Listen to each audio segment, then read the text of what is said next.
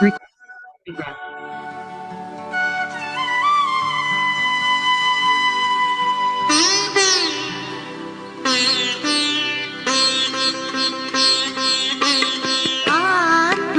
आत्मचिंतन से ही होगा आत्म परिवर्तन। आत्मचिंतन से ही होगा आत्म परिवर्तन। आत्म परिवर्तन करेगा, आत्म परिवर्तन करेगा विश्व परिवर्तन। आत्मचिंतन से ही होगा।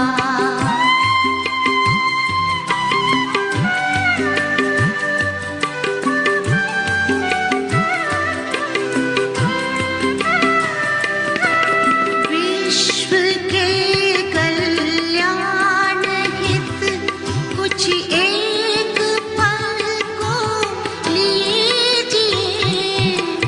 विश्व के कल्याण हित कुछ एक पल को लीजिए। शांत और एकांत मन में ध्यान इतना दीजिए।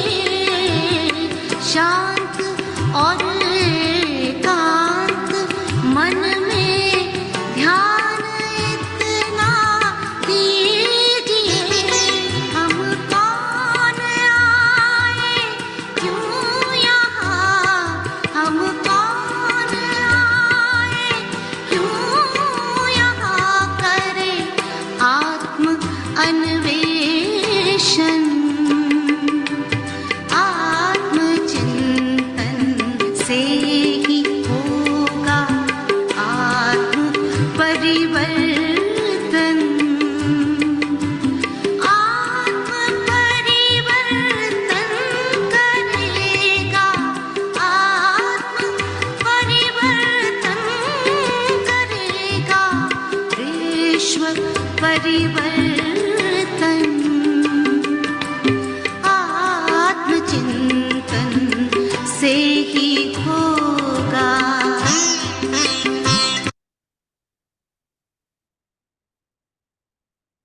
ओम शांति।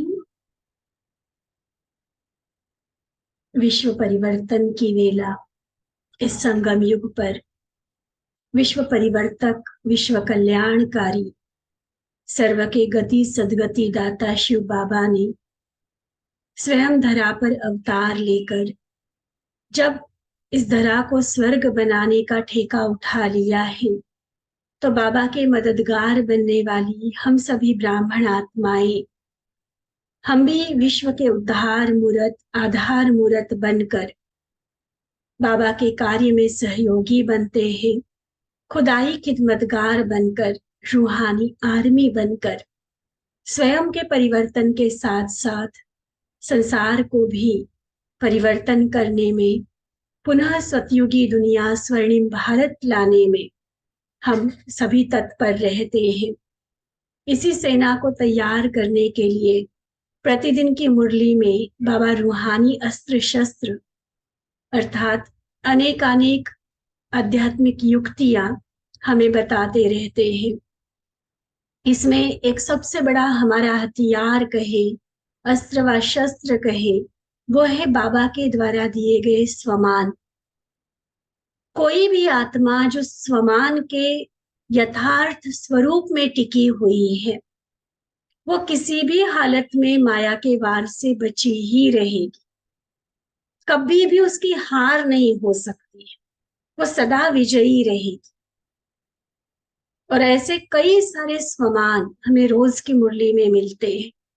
आज भी बहुत पावरफुल, अति शक्तिशाली स्वमान बाबा ने हम सभी को दिया है कि हम विश्व के उद्धार मूर्त हैं, विश्व की आधार मूर्त आत्माएं हैं, कल्प वृक्ष की जड़ है। सारे वृक्ष के पूर्वज पूज्य आत्मा है। और जब यह स्वमान और उस स्वमान के आधार पर अटेंशन हमारा रहेगा, तो ना तो किसी तरह का टेंशन हमारे मन में रहेगा, और ही जिस कार्य के प्रति बाबा ने हमें जिम्मेवार बनाया है उसे भी हम बहुत इफेक्टिव तरीके से, प्रभावशाली तरीके से हम कर सकेंगे। तो चलिए बाबा के ही शब्दों में बाबा की ये शुभ प्रेरणाएं हम सभी सुनते हैं। 12 जनवरी 1982 के बाबा के ये महावाक्य, जिसका सार है, विश्व का उद्धार आधार मूरत आत्माओं पर निर्भर। विश्व का उद्धार किस पर डिपेंड करता है?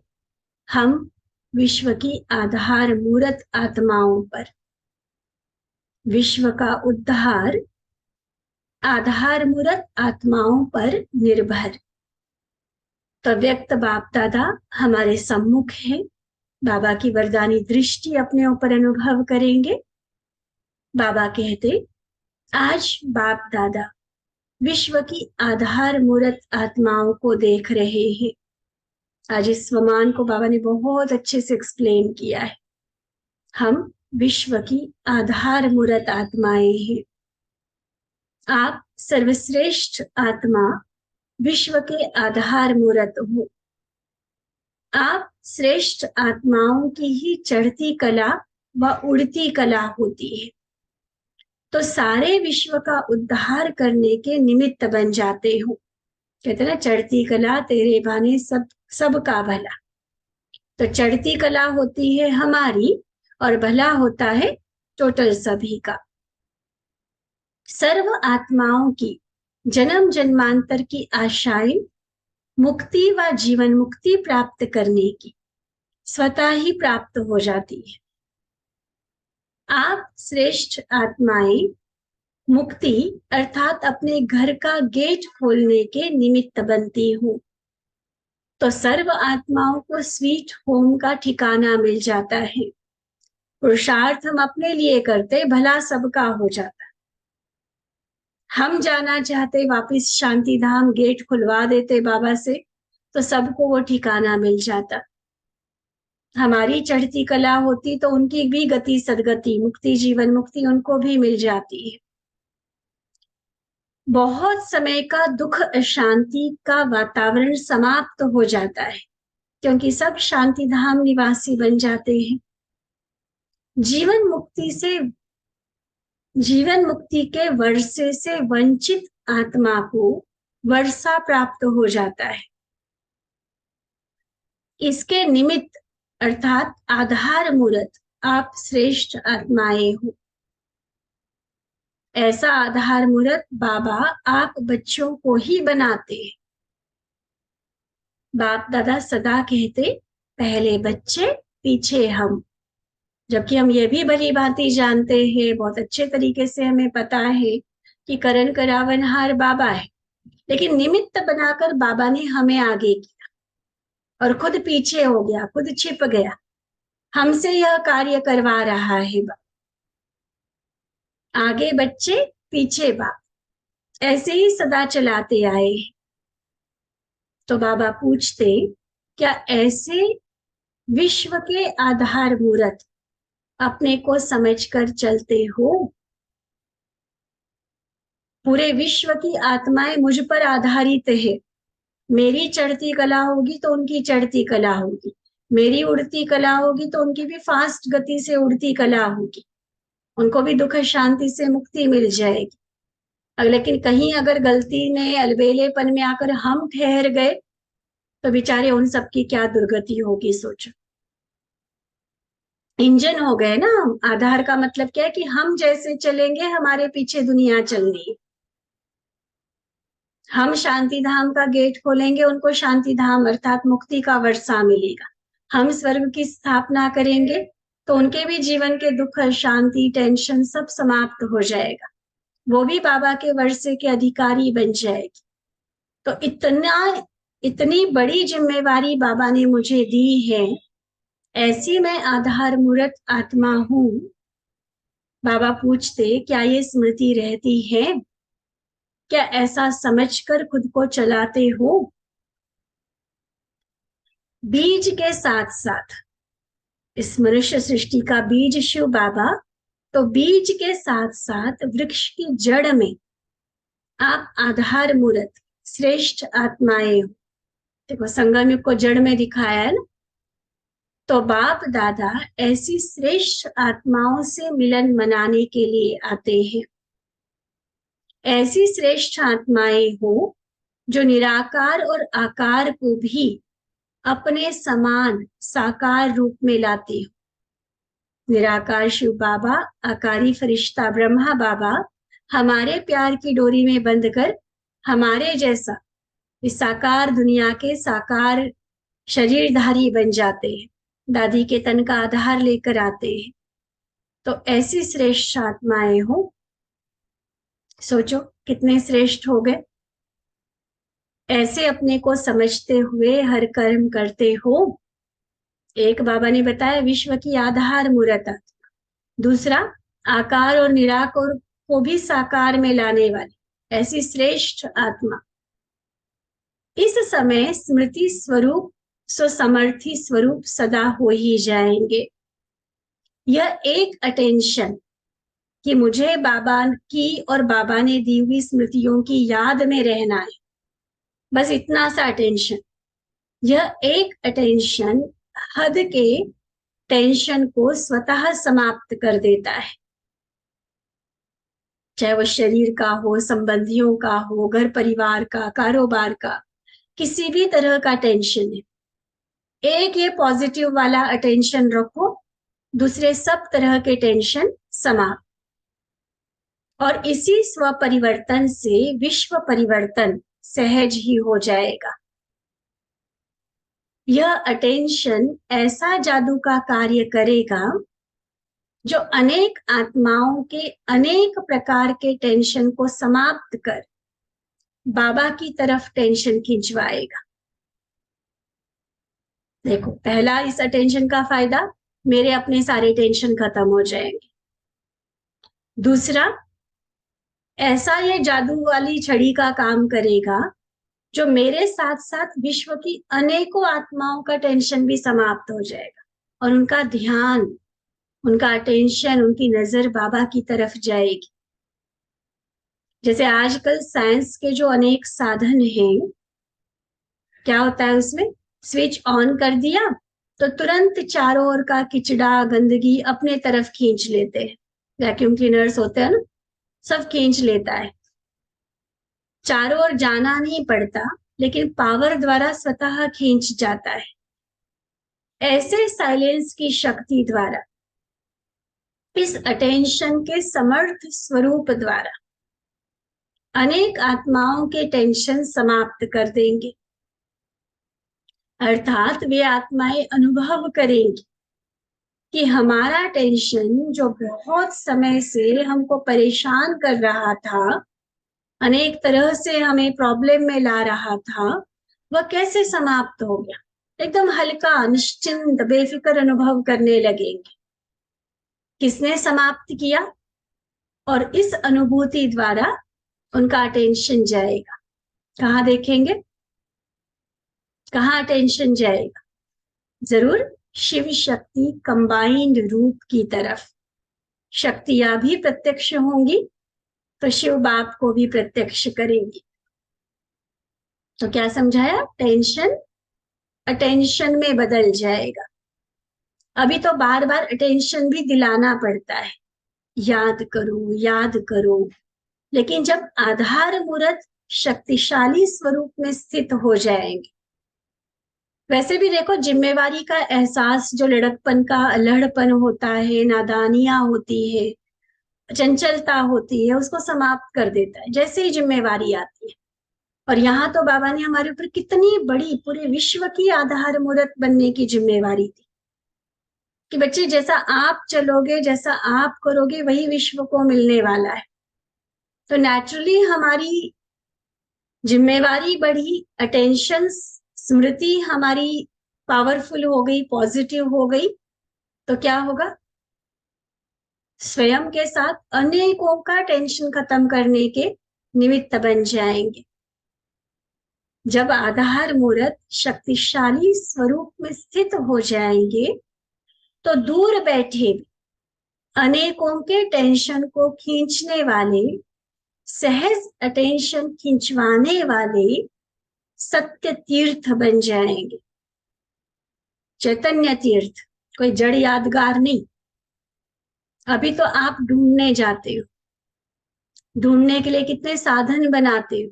ये जो तरह तरह के प्रोग्राम्स होते हैं वो क्या होता है, हम ढूंढने जा रहे हैं ना उनको कि कौन है वारिस आत्माएं, कौन है देवकुल की आत्माएं। हमें ढूंढने जाना पड़ता है, फिर वो लोग आपको ढूंढने आएंगे, या फिर आप ही सदा ढूंढते रहेंगे क्या? नहीं, बाबा कहते वो समय भी आएगा, लोग स्वतः जैसे क्षमा पर परवाने आते हैं ना, ऐसे खींचते हुए आएंगे। साइंस भी श्रेष्ठ आत्माओं के श्रेष्ठ कार्य में सहयोगी है। देखो, थोड़ी सी हलचल होने दो और स्वयं को अचल बना दो। नॉर्मल जो चल रही है ना दुनिया में चीजें, तो उसमें कई बार हम अलग है ये लोगों को पता नहीं चलता है। उनको लगता है कि जैसे हमें ऐसे ही ये भी है। लेकिन थोड़ा बाबा कहते मान लो हलचल हो जाए और उसमें अगर उनको आपकी अचल स्थिति दिख जाए, पावरफुल स्थिति दिख जाए, कितनी भी विकराल दुखदाई दर्दनाक परिस्थितियों में भी मेरा हर्षित मुख चेहरा, मेरी शांत मन चित्त वाली अवस्था, ये फिर उन पर प्रभाव डालेंगे। फिर देखना, रूहानी चुंबक बनकर आप अनेक आत्माओं को कैसे सहज खींच लेंगे। क्योंकि दिन प्रतिदिन आत्माएं तो निर्बल होती जाएंगी, फिर अपने पुरुषार्थ के पांव से चलने योग्य भी नहीं रहेंगी, क्योंकि अभी बल जमा नहीं किया, और फिर परिस्थितियां सारा दम तोड़ देंगी उनका। और ऐसी निर्बल आत्माओं को आप शक्ति स्वरूप आत्माओं की शक्ति अपने शक्ति के पांव देकर के चलाएगी। जैसे बाबा के लंगड़े को अपनी टांग देकर चलाओ, हिम्मत नहीं होगी उनमें, ताकत नहीं होगी, इतनी निर्बल बन चुकी होगी कि चाहते हुए भी नहीं कर पाएंगी कुछ आत्माएं। तो क्या करेंगे बेचारे, जिन्होंने पहले से पाया है उन्हीं के सामने हाथ फैलाएंगे ना। और तब उनको हमें दाता समझकर बड़े प्यार से रहमदिल बनकर देना होगा। अर्थात बाबा कहते कि वो हिम्मत के जो पांव उनको मिलेंगे, शक्ति के पांव मिलेंगे, तब वो बाबा के करीब आ सकेंगे। बाबा कहते ऐसी उड़ती कला के अनुभवी बनो तो अनेक आत्माओं के दुख अशांति की स्मृति से उड़ाकर अपने ठिकाने पर पहुंचा सकते हो। अपने पंखों से उड़ना पड़ेगा, पहले स्वयं ऐसे समर्थ स्वरूप होंगे, तब सत्य तीर्थ बन। ये भी अपना एक स्वमान लिख लो आज की मुरली का, अलग सा नया स्वमान। आधार मूर्त उद्धार मूर्त ये तो बताया ही, इन सत्य तीर्थ हम बन जाएंगे। देखो कितना सुंदर स्वमान। ऐसे सत्य तीर्थ बन अनेकों को पावन बनाए, मुक्ति अर्थात स्वीट होम की प्राप्ति करा सकेंगे। ऐसे आधार मूर्त होंगे। तो आज बाप दादा ऐसे आधार मूर्त बच्चों को देख रहे हैं। लेकिन अगर आधार ही हिलता रहेगा तो औरों का आधार कैसे बन सकेंगे। पता चले सहारा औरों का बनना है और मैं ही डूब रहा हूं, दूसरों का आधार मूर्त बनना है और मैं ही किसी परिस्थिति में हिल रही हूं, फिर नहीं बन सकेंगे। ये जो सेवा बाबा ने जो कही है ना हमसे, इसके लिए अपनी खुद की स्थिति बहुत मजबूत चाहिए, वही स्थिति हमारी प्रत्यक्षता करे। सुना है ना बाबा ने, नॉर्मल सिचुएशंस में नहीं पता चलता लोगों को कि ये कुछ अलग है। जब हलचल वाली परिस्थिति आएगी, चारों ओर हाहाकार होगा, हर तरफ दुख दर्द का नजारा होगा, और उसमें भी जब वो हमारी अलौकिक एक रस स्थिति देखेंगे, तब उनको लगेगा कि हाँ इन्होंने कुछ पाया है, इनको कुछ मिला है सच में। और वो चीज प्राप्ति की इच्छाएं उनको हमारी तरफ आकर्षित करेगी। इसलिए आप अचल बनो तो दुनिया में हलचल शुरू हो जाए, और जरा सी हलचल फिर अनेकों को बाबा की तरफ सहज आकर्षित करेगी। एक तरफ कुंभकर्ण जागेंगे, दूसरी तरफ कई आत्माएं जो संबंध संपर्क में आई भी है लेकिन अभी तक अलबेलेपन की नींद में सोई हुई है।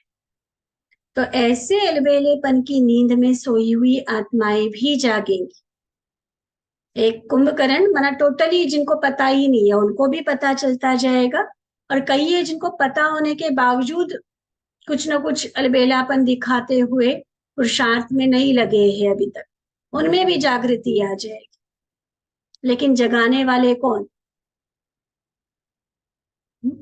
मान लो मैंने अपनी साथ वाली बहन को कहा कि बहन मुझे ना सुबह कल 3 बजे उठना है, सुबह 5 बजे उठना है, आप ना उठा देना।